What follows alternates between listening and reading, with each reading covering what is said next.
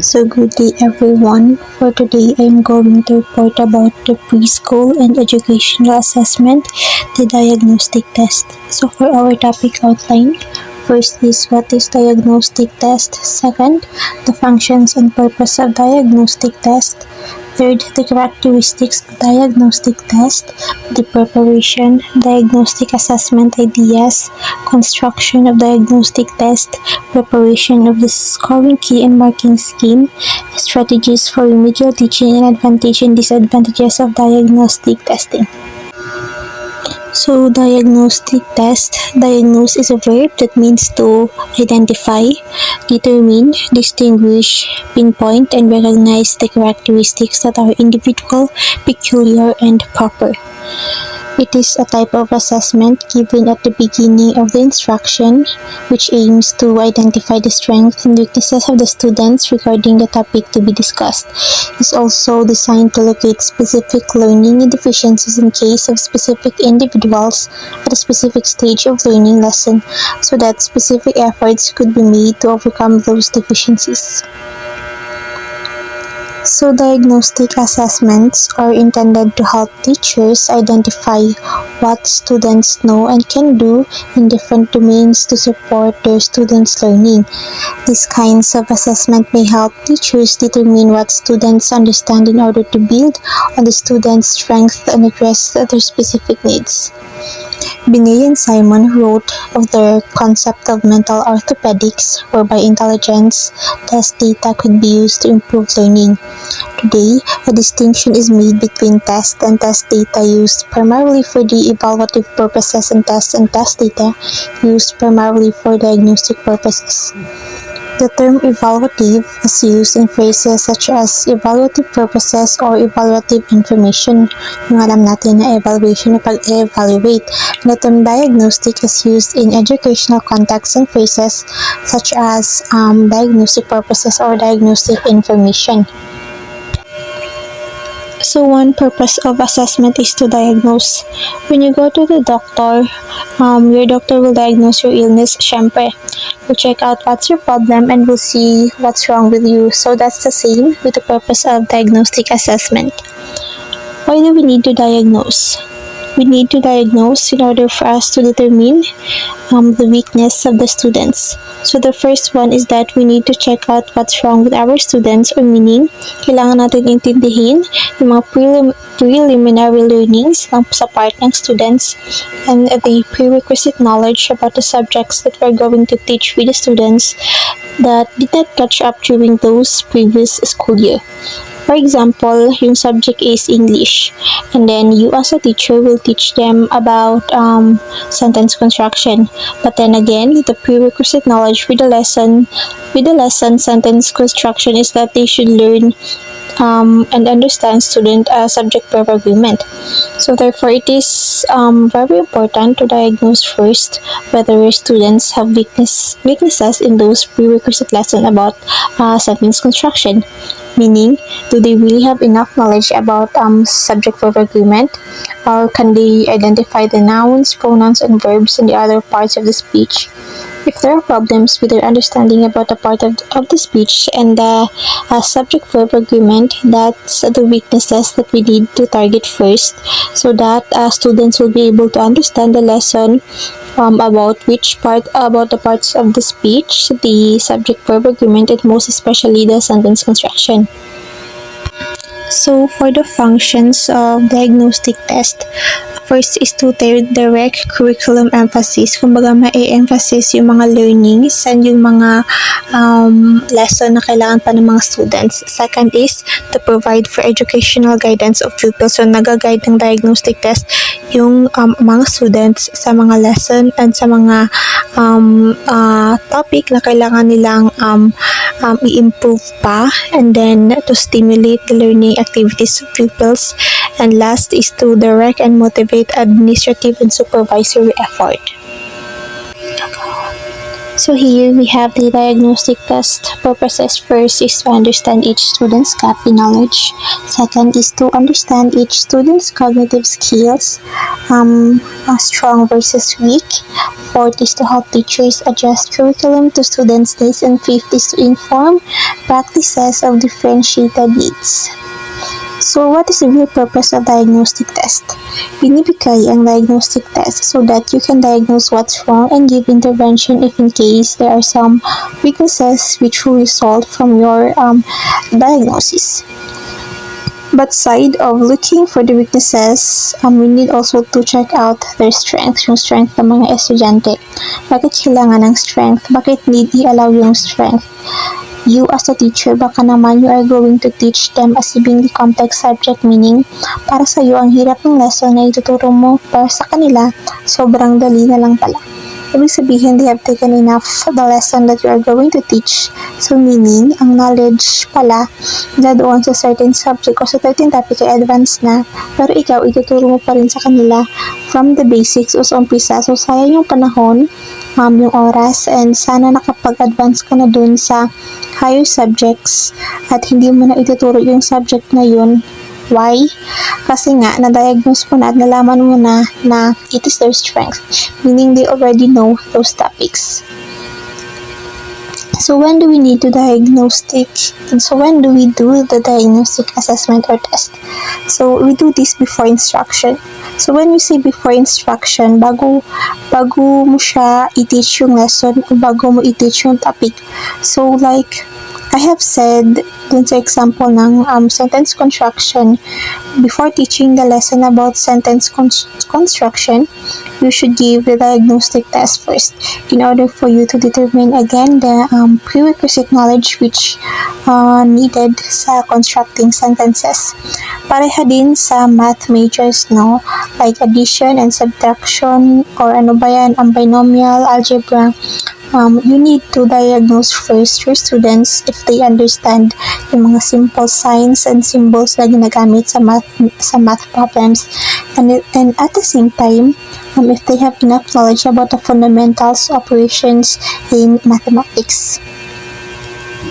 We have the characteristics of diagnostic test. First is it must provide a series of scores, each representing performance in a specific skills. So the second is the respective skills must be carried to the overall performance being evaluated, such as reading achievement or arithmetic achievement. Third is the subtest used to access each of these skills must represent a valid measure. Fourth is each subset must have high reliability. And fifth is the correlation among subset must be low. So lastly, we have the preparation in diagnostic test. First is the planning. The first step in the construction of diagnostic test is identification of subject matter areas kung saan mahihirapan or nahihirapan yung mga estudyante. After selecting areas, they should be further divided into simple teaching point, and test items may be constructed for each point. As for diagnostic test is concerned, it is not very necessary to know the importance of various learning points. Second one is the writing the items. All the forms of question, it's either essay, short answer, and objective type, can be used for testing different learning points. However, it appears that for diagnostic purpose, short answer questions involving one or two steps should be used widely. Whatever be the form of question, they should in general be easy, suitable for average students of that age or grade. So, kumbaga, dapat yung magsusulat ka ng questions, dapat iangkop mo din sa edad at sa grade ng mga pupils mo, ng mga estudyante. The questions have to be specifically related to the learning point and should be such as to throw out of the weaknesses of the students. The questions should be written in simple language. The scope of the expected answer should be clear to the students. Questions are dubbed around learning point even when they are of different forms. Learning point are arranged sequentially from simple to complex, which ensures that students that have changed their mental sets very frequently. The mode of assembling also helps in finding out the weakness of the students. So the third one is the assembling the test. So preparation of blue point may together be avoided. No rigid time limit need to be specified through for administrative purposes of the limit may be set. So next is providing direction. A set of instructions, clear and precise, is drafted. It should be also provided with a scoring key and marking scheme. So kumbaga, instructions ay kailangang ma-deliver na maayos sa mga estudyante and provided ng scoring key at marking scheme. So the next is the reviewing the test. Before printing the test, it should be carefully edited and reviewed. This ensures that any inadvertent errors are eliminated.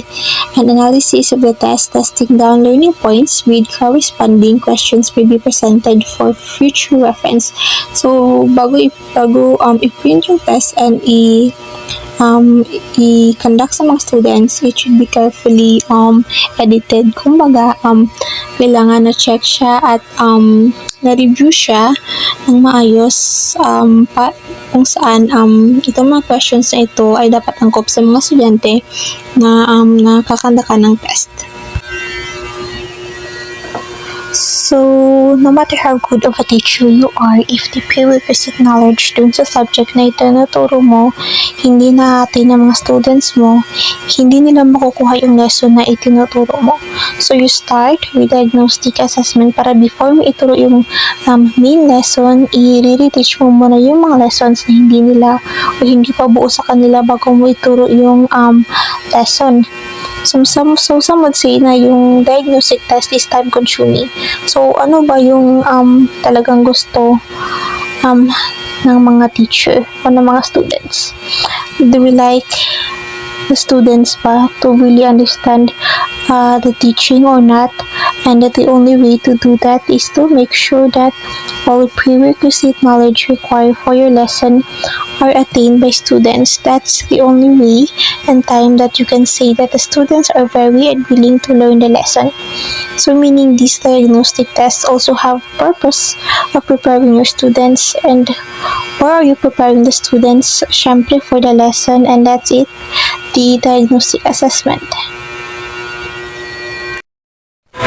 Good day again, everyone. This is to continue the report about the diagnostic tests.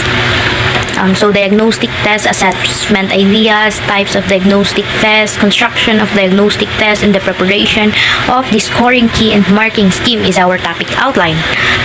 So our intended learning outcome is to understand the types of diagnostic tests and understand applied in educational assessment and its correspond ideas, and also to note the process of constructing a diagnostic test, and of course to define and differentiate scoring key and marking scheme. So diagnostic test, it is the pre-evaluation of the student knowledge.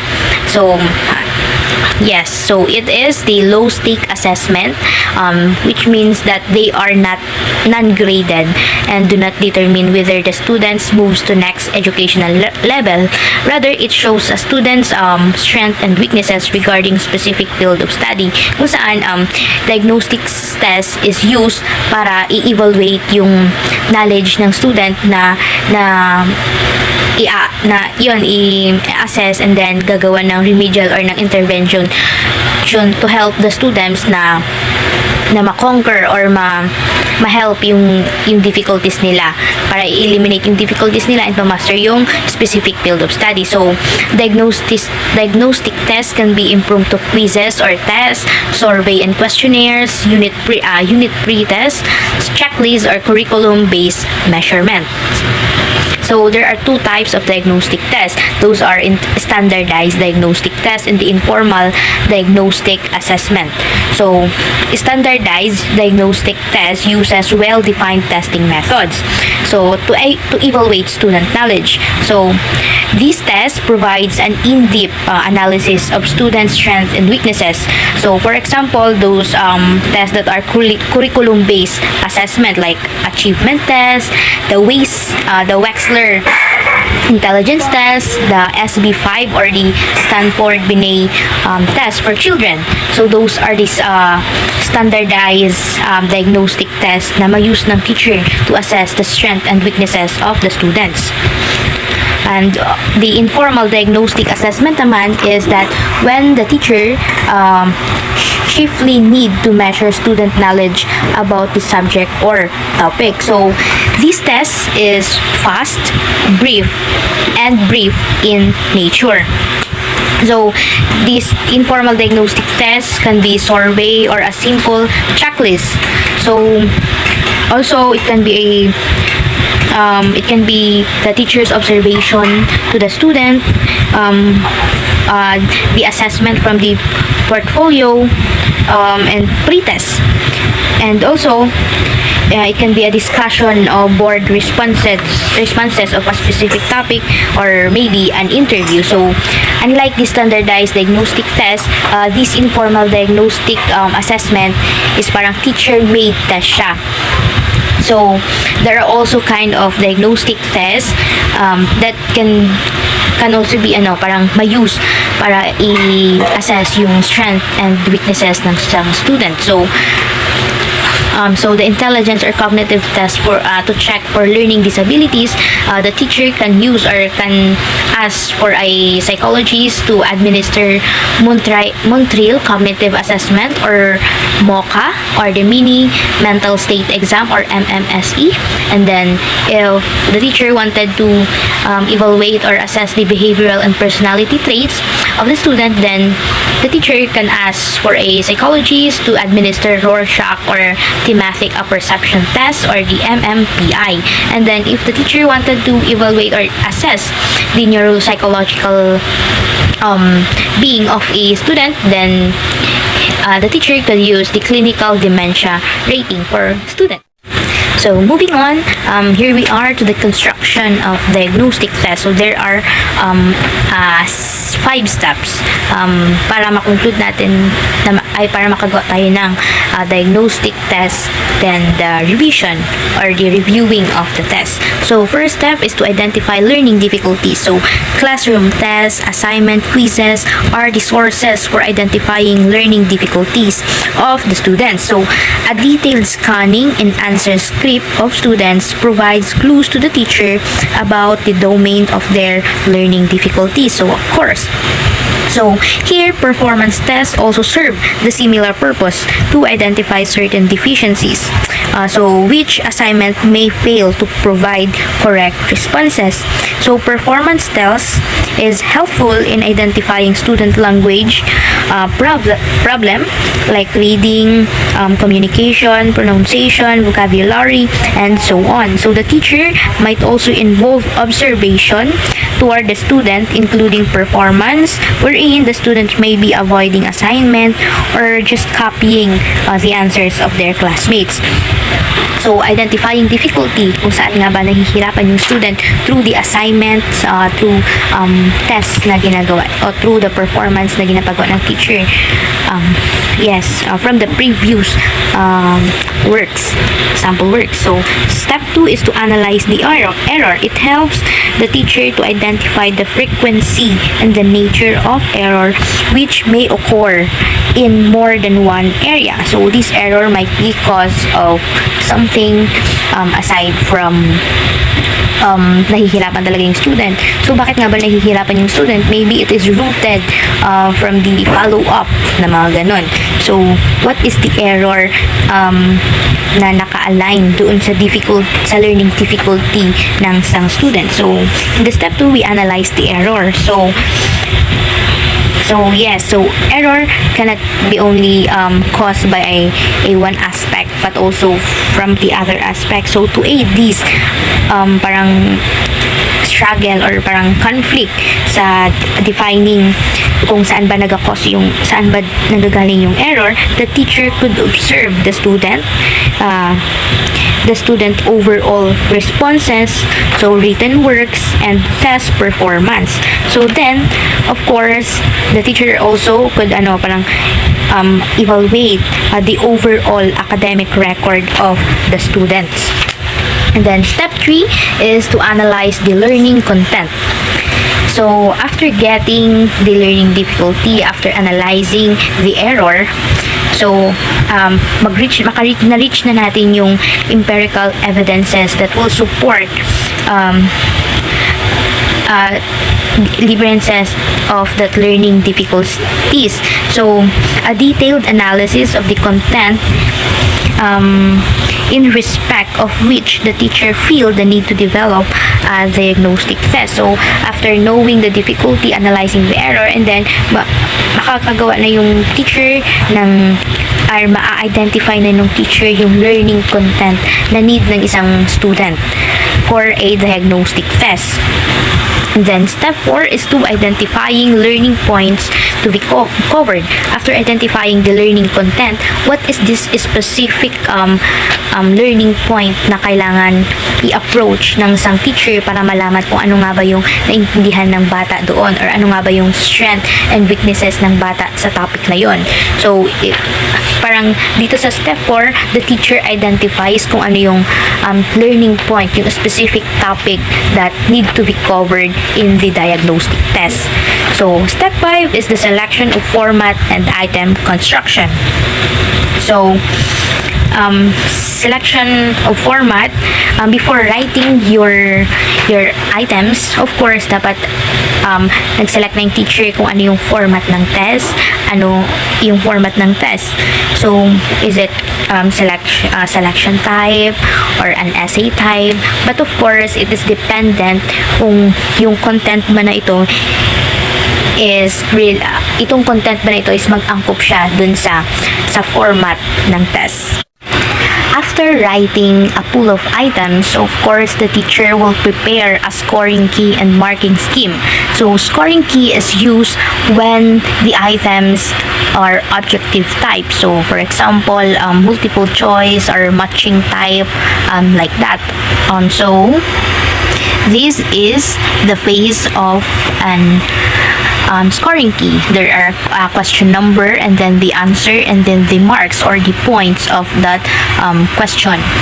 And then the marking scheme is used when the questions or the answer is in an essay format or in a short answer format. So this gives the expected outlined answers and the value points for each aspect of the answer. As you can see in the presentation, there are question number 1 and 2, and the value points, the marks, and the total marks. So, in question number 1, if one aspect of the expected answer is seen in the answer of the students, then it has a mark of 1/2, and then the total points pag yung answer ng student is meet the expected answers, then the total score of that in that question is 2 points. So the same goes with number 2. The present slide show an image of a marking scheme and a scoring key, which is number 1 is an example of a scoring key kung saan the objective of this question is knowledge, the form of question is objective type, and it has a mark of 1/2, which is the external time is 1 minute. And then at the question number 8, the objective is the student's analysis to a form of question na essay type. Its difficulty level is average, and it has a mark of 4 and an external time of 10. So that is all for my part. Thank you. Let's proceed to the next reporters. Good day everyone, my name is Vanessa Faith Puyong and I'll be discussing the benefits of diagnostic tests in preschool and educational assessment. The first on the list is, it provides instructions with information tungkol sa prior knowledge and misconceptions ng isang estudyante. Halimbawa, an instructor wanted to know how much knowledge in terms of identifying the color of a crayon to his student. With this in mind, he can conduct an opening question or a survey to his students by showing them one by one a crayon.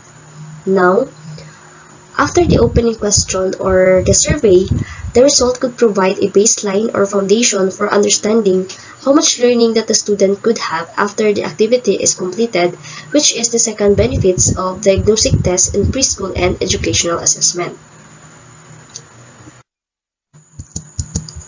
Next is, diagnostic tests could provide an opportunity to determine if students remember the concept they need. Relating to our previous example, the instructor could now determine if the students remember the concepts of colors, such as the acronym, LOGV, or the primary and secondary colors. After that, we could apply the number 4, whether marami or maliit yung nakakuha ng correct answer sa concept ng colors. Dito na papasok ang, again, number 4 benefits ng diagnostic test, which is, it helps instructions adjust content and activities to encourage more effective learning to apply it to our example again. Kung marami ang nakakuha ng correct or malapit na answer sa concept ng color, pwedeng maging basihan ito ng isang instructor na ganoon pa rin ang teaching style na gagamitin niya. O kapag maliit naman ang nakakuha ng correct or malapit na sagot sa concept ng crayon, pwedeng i-improve pa ng instructor ang kanyang teaching style. And with that being said, finally, the diagnostic test could assist the teacher to gain an understanding of the current situation, knowledge how to improve, and the required resources to improve his learning outcomes. The next topic that I'll be discussing is the advantages and disadvantages of diagnostic testing in preschool and educational assessment. The first advantage is that it enables teachers to create customized instructions. Kagaya ng example natin kanina, the instructor could use the result of the opening question or survey para umayon sa knowledge or level of knowledge ng kanyang student, ang kanyang mga activities, instructions, and etc. First disadvantage naman is learners new to them can get anxious, especially if that student or that learner doesn't really have prior knowledge about the topic they will be discussing. Second advantage is that it is an informant and easy to use. Kagaya pa rin ng example natin kanina, through that opening question or survey na kinonduct ng instructor, malalaman niyo na kung ano pa lang yung alam or ano na yung alam ng kanyang mga estudyante sa concept ng colors. And with that being said, marami na siyang information na maaaring magamit niya sa kanyang teaching method. Next is the second disadvantage. Special training may be required to carry out their method accurately. Of course, when we administer a certain test, it really requires special training or professional na bihasa talaga sa kanyang trabaho. Next is, it enables teachers to change and enhance their method at any time. Kagaya nga na sinabi ko kanina sa fifth benefits ng diagnostic test, teachers could use the result of the diagnostic test to improve their methods. Just make sure na may mga available na learning materials to enhance or improve their methods. Third disadvantage is it does not take past learning activities into consideration. Fourth or last advantage is it enables teachers to share their learning with their peers. Lalo na sa kanilang workplace. For example, the instructor could share his or her experience sa diagnostic test na ginawa niya sa kanyang student na tingin niya naman is positive na pwede rin gawin ng kanyang coworker. Fourth or last sa ating disadvantage is in large groups, it is time-consuming and difficult to obtain the result. Especially if hindi natin ma-entertain lahat ng estudyante or lahat ng individual sa isang group, and time-consuming siya because marami pang kailangan isaalang-alang para lang makuha yung accurate result ng diagnostic test. And that ends my report. Thank you guys for listening.